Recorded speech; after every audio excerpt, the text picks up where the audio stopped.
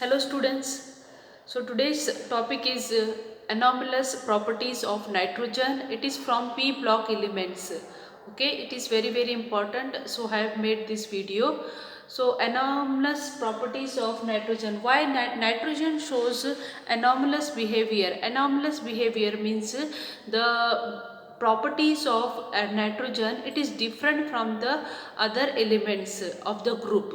15th group elements we have nitrogen, phosphorus, arsenic, antimony and bismuth. Okay, so nitrogen properties are different from the other members of the group, that is called anomalous behavior. Nitrogen shows anomalous behavior and properties.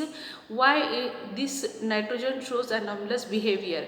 Because of its small size, high electronegativity, high ionization enthalpy and absence of d orbital in its valence shell. These are the reasons. Due to its small size, it is high electronegative, 3.5 it is electronegativity, nitrogen, sorry 3 it is nitrogen's electronegativity, and the high ionization enthalpy it is, and absence of d orbital in its valence shell. Now what are the anomalous properties of the nitrogen, that we will see now here. The first is nitrogen is gas. Nitrogen is diatomic. Nitrogen is diatomic. Okay, so it will be exist in N2 form here. So again other elements they exist.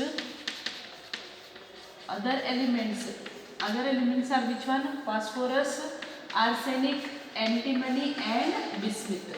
So they exist in the form of P4 molecule. They are tetraatomic.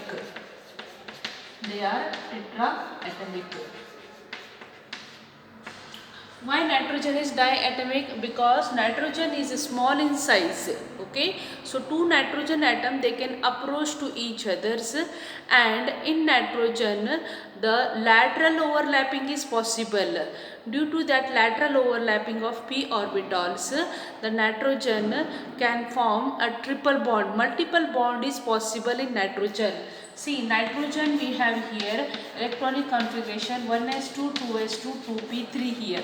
Okay, so here this 2p3 3 orbitals are having the in p subshell, we 3 electrons are unpaired here. It is like this way. Okay, 2p 1 2 3 here. So this 3 unpaired p orbital of one nitrogen atom, okay, they will overlap with, this is one nitrogen atoms, 3 unpaired p orbitals here, one electron in each orbital here, and they overlap. Okay, with another nitrogen atoms also same, we will be having here 3 orbitals. One is px, one is py, one is pz. They also have one electron here. So what will happen here? So one px orbital of one nitrogen atom directly overlap with one px orbital of another px orbital of another nitrogen atom here, and here sigma bonding will be possible here. So this is one px orbital of one nitrogen atom and one px orbital of one another nitrogen atom. They axially overlap and forms here what? A sigma bond here. Remaining these two py and pz orbital with one unpaired electron, with one electron here. These orbitals they laterally overlap. They what here? Laterally overlap here. Okay, lateral overlapping is here possible. Here they will show the lateral overlapping here. Okay, so this is called p-pi bonding.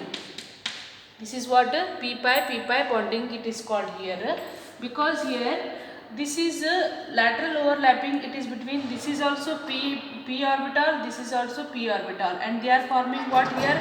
Pi bond. This is one pi bond and this is one pi bond here. Both they are using what here? P orbital. Okay, this is also p orbital, this is also p orbital, and they are laterally overlapping is there. That's why pi bond formed here. So it is called p-pi bonding here. Okay, so here So nitrogen, in nitrogen the lateral overlapping is possible here because of their small size. The two atoms can approach to each others, and the atomic orbitals they will have these atomic orbitals they laterally overlap. So here we have here N triple bond, and here this molecule will form here with sigma bond 1 and 2 pi bond will form here, but this type of bonding it is not possible here. Okay, other elements phosphorus, arsenic, antimony and bismuth, they will not show multiple bonding between their atoms here. Why? Because their size is large, the atom size is large there, and that's why their atomic orbital, the p orbital, okay, so p orbital size is also large here. So that's why here this p orbital their size is large and diffuse. Diffuse means the this is full large and diffuse here, electrons can be spread anywhere here, and that's why here lateral overlapping for this large here lateral overlapping is not possible. In phosphorus, arsenic and antimony, the lateral overlapping is not possible due to their large size of atomic orbital. The p orbital of phosphorus, arsenic and antimony are large in size, so they cannot form a p-pi bonding here. P-pi bonding is not possible in phosphorus, arsenic and antimony. That's why they will form a single covalent bond with 4 other atoms here, okay, and exist as a P4 molecule here. They cannot form the multiple bonds, or they cannot form the p-pi bonding is not possible. P-pi bonding is not possible in the phosphorus, arsenic, antimony and bismuth. Why? Because of their large size. Because of their large size, p-pi bonding is not possible. So they will exist in a single covalent bond here. Okay, and they exist as P4 molecule. But nitrogen, it is small in size, so two nitrogen atoms can approach to each others, and lateral overlapping is possible here. So they two nitrogen atoms are bonded with triple bond here. One is sigma bond and 2 pi bond here. So this nitrogen molecule, it is bonded with a triple bond here. So the bond strength of nitrogen is very high. Okay, so bond strength is of nitrogen is very high here, triple bonded here. To break this bond, high amount of energy is required, that is bond energy is high here. That's why nitrogen is chemically inert at room temperature. Okay, at room temperature nitrogen is chemically inert because due to its high stability of this nitrogen molecule. Why it is highly stable? Because in nitrogen molecule two nitrogen atoms are bonded with triple bond, and their bond dissociation energy is high, so they are chemically less reactive at room temperature. But in phosphorus, arsenic, antimony and bismuth, as they are bonded with a single covalent bond, that's why their bond dissociation energy is less, so they are reactive, they are highly reactive at room temperature, especially phosphorus. Phosphorus is highly reactive, and as we go down the group, reactivity is increases only. So nitrogen is less reactive due to its high stable molecule. Here these molecules are not that much high stable here because they are bonded with a single covalent bond. Okay, now next point is the nitrogen is so it is nitrogen now molecules, as we saw the bond strength is high here. So this nitrogen is exist as gas here, but here this phosphorus, arsenic, antimony and bismuth, they exist as what here? They exist as solid here. Why? Because nitrogen molecules, in between the nitrogen molecules, they are bonded with a weak van der Waals force of attraction. But these molecules, they are in between their molecules, the intermolecular force of attraction is high. But here these nitrogen molecules, two nitrogen molecules, they are bonded with weak van der Waals force of attraction, and when they collide with each other, that van der Waals force of attraction is also decreases here. Okay, so that van der Waals force of attraction is also break here, so it exists as gas here. But here the intermolecular attraction between their molecule is strong, so they exist in solid form here. Okay, so next is next property is nitrogen's covalency. Nitrogen covalency is 4. Nitrogen covalency is 4 here, but other members phosphorus, arsenic, antimony and bismuth, their covalency is more than 4. More than 4. Okay, so it is 5 or 6 also, like PCl5 we have here. Here phosphorus covalency is how much? 5 here, and in PF6 here phosphorus covalency is 6 here.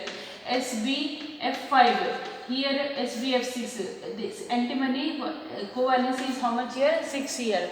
So but nitrogen covalency is 4 only here. Why nitrogen covalency is 4 here only? Because in nitrogen, okay, electronic configuration if you will see, it is 1s2, 2s2, 2p3.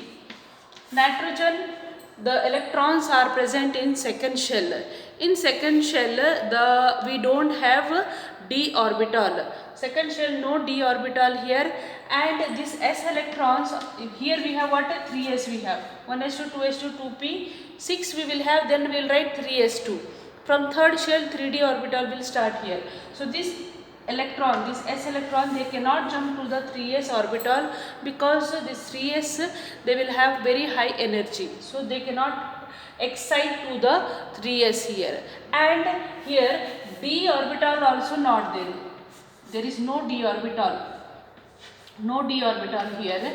So what will happen here? This 2s electron, they will remain as it is, paired only here. Okay. So single electron, how many we have here? 3 only. So this single 3 electron, they can make a 3 sigma bond here, or 3 covalent bond they can form here. Okay, covalent bond means what? Is sharing of electron.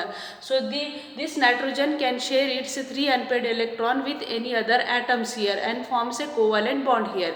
Okay, remaining what here? This paired electron. So nitrogen can also make a coordinate bond, means it can share its electron pair with other atoms and forms a coordinate bond here. Okay, so that's why total covalency of nitrogen will be how much here? 4 here. Okay, so example, see here, like we have ammonia here. In ammonia, nitrogen can form a single covalent bond with 3 hydrogen atom.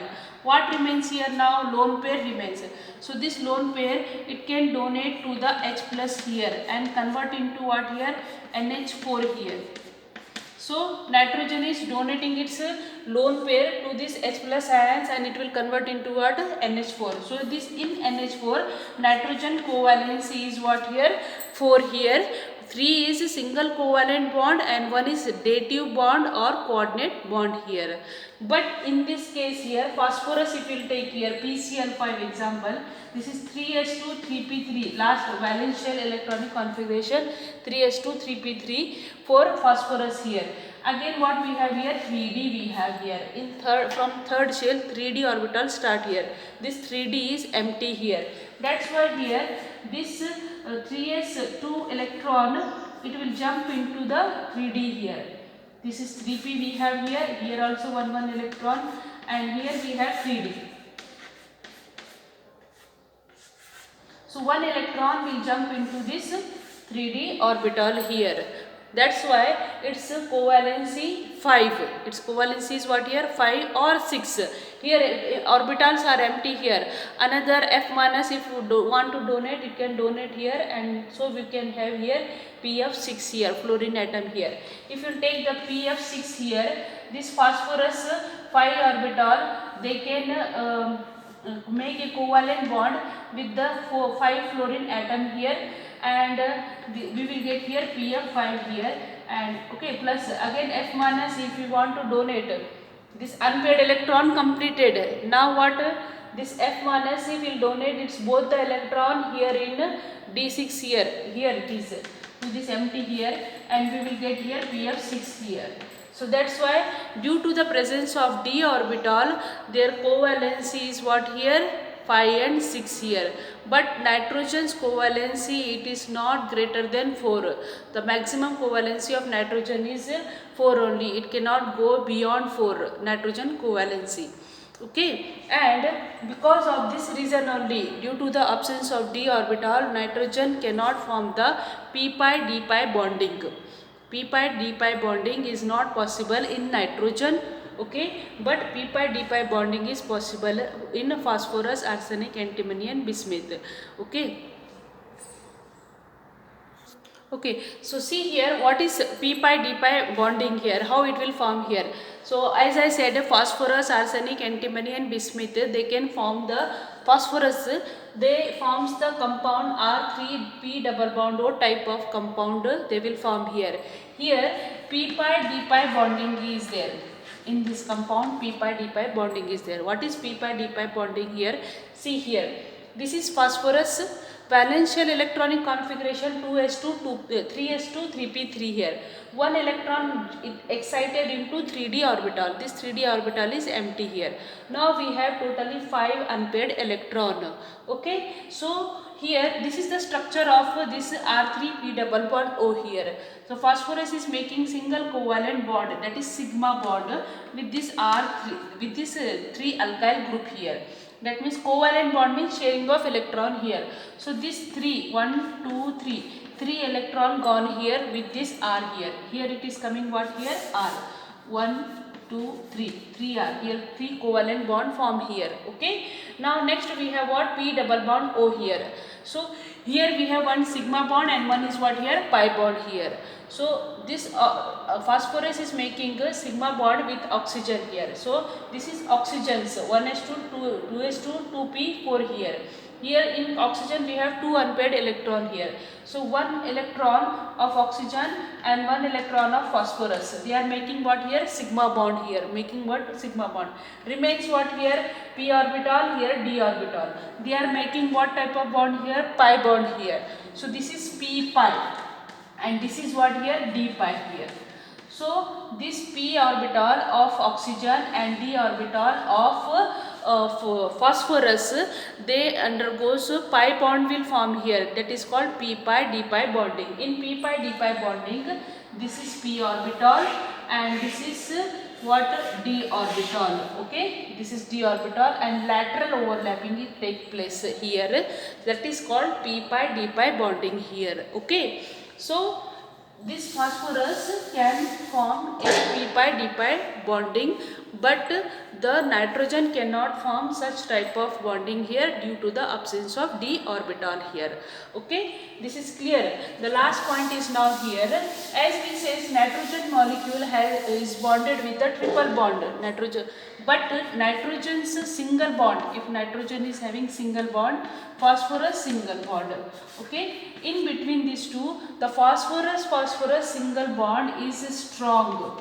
Phosphorus single bond is strong, but nitrogen single bond is weak. Why it is weak? Because this nitrogen is small in size. So here we have electron pair here, lone pair, electron pair are there. So this repulsion is there. Here repulsion will be more here. Between the inter-electronic repulsion is more in nitrogen due to its small size here. But phosphorus size is large here. So that's why here inter-electronic repulsion will be less here. Here repulsion is less. The repulsion is less here, and here the repulsion is more here. Due to that, the bond length is increases here. Repulsion means they will go far apart from each others here. That's why here the bond length is what here bond length is what here increases here. So this bond will be weak here. So bond length, whenever it is increases, it is easy to break that bond here. But here bond length is not increases. Why? Because inter-electronic repulsion is less here. Okay. So due to this property, the catenation property means here the ability of an atom to bond with the same atoms here. P4 molecule here, they they will link with each others here, okay, and form a long chain here, and form a what here, long chain here, that is called catenation here. So because this pp bond strength is more, then the catenation property is increased. If the bond strength is good, then the catenation property is good here. Like carbon bond strength is very high here, so what the carbon shows catenation property. But here if we compare with nitrogen and phosphorus catenation property is high than nitrogen, because in nitrogen single bond is weak and phosphorus single bond is strong here, or bond strength is good here, bond strength is high here, so they shows catenation property. But here nitrogen does not show catenation property due to its weak bonding in between, single bonding between the two nitrogen atom is weak here, okay.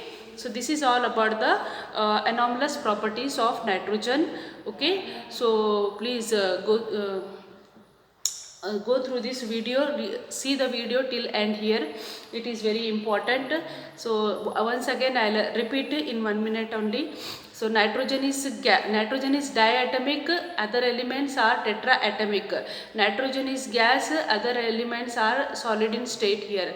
Nitrogen is less reactive at room temperature, other elements they are high reactive at room temperature. Nitrogen valency is 4, but it cannot exist its valency beyond 4, but other elements covalency is 5 and 6. So nitrogen shows multiple in nitrogen p-pi bonding is possible, but in these elements the p-pi bonding is not possible here. In nitrogen p-pi d-pi bonding is not possible, but other elements they will show the p-pi d-pi bonding here, okay. And catenation property of nitrogen is less than the phosphorus due to the weak bonding between two nitrogen atoms. Single bond of nitrogen is weak than the single bond of phosphorus, so the catenation property here decreases, okay. Understood this one? So thank you so much for watching.